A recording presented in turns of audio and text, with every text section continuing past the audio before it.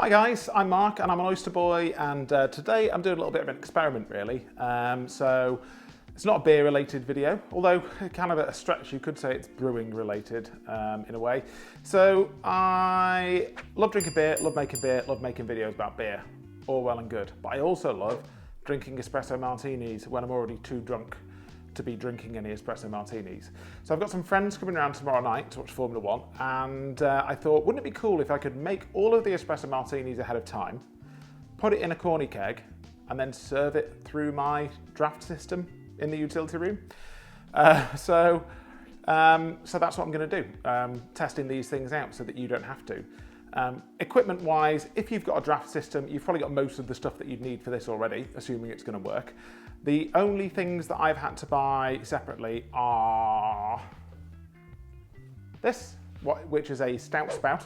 It's got a small restrictor plate inside it, which should knock all the gas out of solution as I serve it. And rather than using CO2 to serve these, I'm going to be using nitrogen.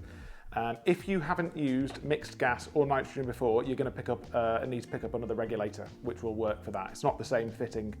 Nitrogen comes in a much higher pressure canister than CO2, so you need the right regulator for that.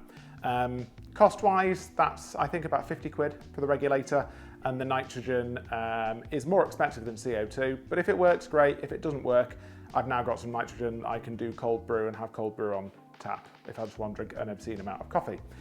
For the coffee that I'll be using for this, I actually, one second, it's off screen. So for the coffee that I'm going to be using for this, I reached out to James at the Malt Miller and said, you know, I like a coffee that's got quite a chocolatey backbone on there for when I make espresso martinis, really adds a nice flavour, and I want to use something that isn't just the off-the-shelf supermarket stuff. So James, who's like a proper coffee nerd, wrote back and said that I should try this, which is Oh My Goth from Girls Who Grind Coffee. So I picked up a big bag of that. I got up early this morning and made 700 mils of espresso. I've got a bean to cup machine over there, so just kept hitting the espresso button over and over again. And then I got that in the fridge because you want to have everything as cold as possible when you're doing this, because if you're putting gas into a solution, you want it all to be icy cold. So my perfect recipe when I make espresso martinis is equal parts vodka, Kahlua, and espresso. I much prefer Kahlua over Tia Maria. I just think it has a much nicer flavour. Vodka, I just got whatever was on offer in Sainsbury's when I did my big shop. And you know, I've already spoke about the coffee, so I'll put some footage on screen of me putting this together. I do add ice, A, to bring the temperature down even further, and B, when you shake up a cocktail in a cocktail shaker, some of that ice is getting melted down and going into the drink. I want to kind of do as best as I can to replicate the drink that I would normally have.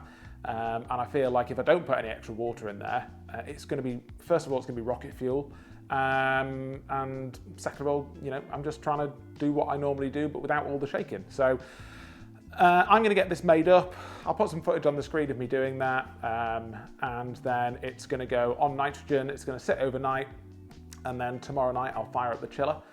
I'll get it poured and we'll see how it works out. I'm hoping that by using nitrogen and the stout spout, we are going to have like a nice thick crema on top, like you would if you poured a Guinness, for example.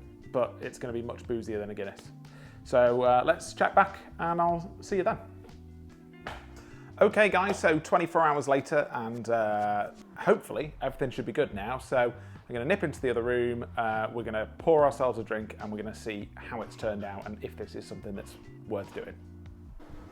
Okay guys, apologies for the noise in the background. I've got the chiller unit running down there. I've got the keg all connected up, chiller's running, stout spout's on. Let's pour an espresso martini and see how it works.